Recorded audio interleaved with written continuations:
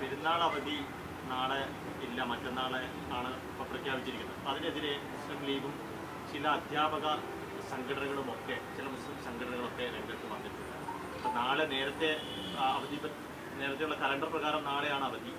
അത് പെട്ടെന്ന് ഇന്ന് ഇപ്പോൾ കുറച്ച് മുമ്പാണ് മറ്റന്നാൾ ആണ് അവധി, നാളെ അവധി ഉണ്ടാകില്ലെന്നൊരു പ്രഖ്യാപനം വന്നത്. അല്ല, നമ്മുടെ മുൻപിൽ അവധി ഒരു പ്രത്യേക ആവശ്യത്തിനാണല്ലോ. അത് വേറെ ദിവസത്തേക്ക് മാറിയതുകൊണ്ടാണ് അവധി ആ ദിവസത്തേക്ക് മാറ്റി നിശ്ചയിച്ചിട്ടുള്ളത്. അവധി എന്തുദ്ദേശത്തിനാണോ അതിനനുസരിച്ചാണ് നിശ്ചയിച്ചിട്ടുള്ളത്. പ്രായോഗികമായ എന്തെങ്കിലും പ്രശ്നങ്ങളുണ്ടോ എന്നുള്ളത് വേറെ നോക്കേണ്ടതാണ്.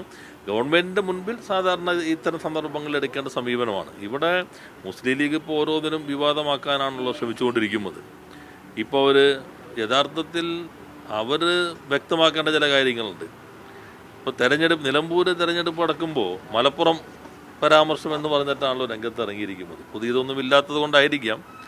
എന്നാൽ മലപ്പുറമേ വേണ്ട എന്ന് പറഞ്ഞ് ജാഥ നടത്തിയ ആര്യാടൻ മുഹമ്മദ് കോൺഗ്രസിൻ്റേതായിരുന്നു.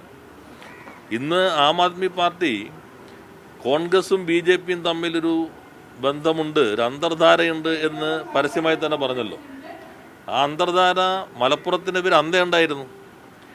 അതുകൊണ്ട് AB വാജ്പേയിയാണ്, അന്ന് പ്രധാനമന്ത്രിയൊന്നും ആയിരുന്നില്ല, അദ്ദേഹമാണ് തിരുവനന്തപുരത്ത് വന്നിട്ട് മലപ്പുറത്തിനെതിരെയുള്ള മാപ്പിളസ്ഥാൻ വേണ്ട എന്ന് പറഞ്ഞുള്ള കൺവെൻഷൻ ഉദ്ഘാടനം ചെയ്തത്. അതിൽ പ്രകടനം നയിച്ച കോൺഗ്രസ്സാണ്. ആര്യാടൻ മുഹമ്മദാണ് അതിന് പ്രധാന നേതൃത്വം വഹിച്ചത്. കോൺഗ്രസ് ആകെ മലപ്പുറം ജില്ലയ്ക്ക് എതിരായിരുന്നു. മലപ്പുറമേ വേണ്ട എന്ന് പറഞ്ഞ ആളുകളാണ് ഇപ്പോൾ പുതിയൊരു പ്രശ്ന നിലയിൽ ഇല്ലാത്ത കഥ പറഞ്ഞ് രംഗത്തിറങ്ങിയിട്ടുള്ളത്. അപ്പോൾ ഓരോ പ്രശ്നങ്ങളും തെറ്റായ രൂപത്തിൽ കൊണ്ടുവരാൻ ശ്രമിക്കുന്നു. അതേപോലെ തന്നെ ക്ഷേമ പെൻഷൻ, എത്രയോ സാധാരണ മനുഷ്യരെയാണ് ഇതുപോലെ അധിക്ഷേപിച്ചത്. യഥാർത്ഥത്തിൽ വളരെ ഗൗരവമായ പ്രശ്നമല്ല. അത് മാപ്പ് പറഞ്ഞ് തെറ്റുപറ്റിയതാണെങ്കിൽ, ഒരു നാക്കുപിഴയാണെങ്കിൽ മാപ്പ് പറയുകയല്ലേ വേണ്ടത്. പാവപ്പെട്ട ജനങ്ങൾ പ്രതീക്ഷയോടുകൂടി കാത്തിരിക്കുന്നു.